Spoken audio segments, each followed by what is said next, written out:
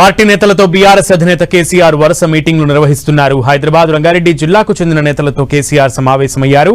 Erravalli farm house లో meeting కొనసాగుతోంది. Greater లో పార్టీ బలోపేతానికి తీసుకోవాల్సిన అంశాలపై చర్చిస్తున్నట్లు తెలుస్తోంది.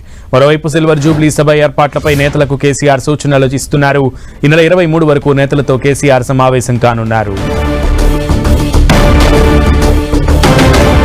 ఎర్రవల్లి ఫామ్ హౌస్ లో రంగారెడ్డి జిల్లాకి సంబంధించినటువంటి కీలక బీఆర్ఎస్ నేతలతో గ్రేటర్ పరిధిలో ఉన్నటువంటి బలమైన బీఆర్ఎస్ నేతలతో పార్టీ బలోపేతానికి సంబంధించి తీసుకోవాల్సిన చర్యలకు సంబంధించి బ్రీఫింగ్ ఇస్తున్నారు కేసీఆర్. సిల్వర్ జూబ్లీ సభ రజతోత్సవ వేడుకలకు సంబంధించి కూడా కేసీఆర్ పలు సూచనలు ఇస్తున్నట్లుగా తెలుస్తోంది. ఇప్పటికే ఈ నెల 23 వరకు నేతలతో వరుసగా సమావేశం కానున్నట్లుగా తెలుస్తోంది. కేసీఆర్ వరుస మీటింగ్లతో కేసీఆర్ మళ్ళొకసారి బీఆర్ఎస్ పార్టీని ఉత్తేజింపచేసేటువంటి ఆ ఉద్దేశంతో ఉన్నట్లుగా అయితే తెలుస్తోంది.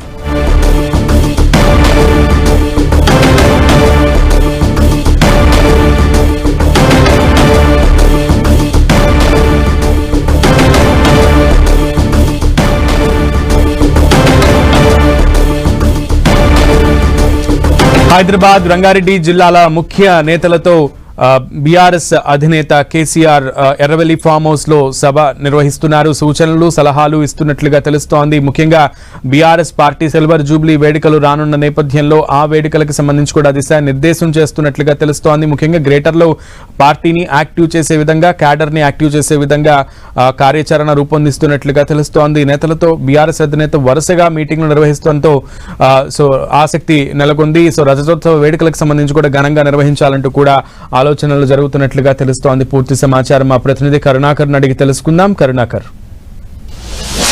4 ఏళ్లు పూర్తి చేసుకుని ఆవిర్భవించి 25వ ఏటలోకి అడుగు పెడుతున్న నేపథ్యంలో భారీ బహిరంగ సభ వరంగల్లో నిర్వహించాలని చెప్పి ఇప్పటికే బీఆర్ఎస్ పార్టీ నిర్ణయించింది. ఈ నెల 27న నిర్వహించే ఈ సభను భారీగా సక్సెస్ చేయాలని చెప్పి ఇప్పటికే బీఆర్ఎస్ శ్రేణులందరికీ కూడా అధినేత కేసీఆర్ ఆదేశం ఇచ్చిన పరిస్థితిని మనం చూస్తున్నాం. ఈ నేపథ్యంలో వరుసగా జిల్లాల వారీగా సమీక్షా సమావేశాలు నిర్వహిస్తున్నారు. ఎందుకంటే ఈ నెల 27న వరంగల్లో నిర్వహించే ఈ భారీ బహిరంగ సభ సుమారు 10 లక్షల మంది జన సమీకరణ చేయాలని చెప్పి పార్టీ లక్ష్యంగా పెట్టుకుంది. కాబట్టి అన్ని జిల్లాల నుంచి ఈ జన సమీకరణకు ఎటువంటి చర్యలు తీసుకోవాలి, సభను ఏ విధంగా సక్సెస్ చేయాలన్న దానిపై బీఆర్ఎస్ పార్టీ అధినేత కేసీఆర్ దృష్టి సారించారు. ఈ నేపథ్యంలో దాదాపు 1 రోజుల నుంచి కూడా ఎర్రవల్లి ఫామ్ హౌస్లో వరుసగా జిల్లాల వారీగా సమీక్షా సమావేశం నిర్వహిస్తున్నారు. ఈ రోజు కూడా ఉమ్మడి రంగారెడ్డి హైదరాబాద్ జిల్లా నేతలతో సమీక్షా సమావేశం కొనసాగుతుంది. మనం చూసాం ఇప్పటికే మెదక్, కరీంనగర్, వరంగల్, నిజామాబాద్, ఆదిలాబాద్ జిల్లా నేతలతో ఇప్పటికే సమీక్షా సమావేశాలు నిర్వహించారు.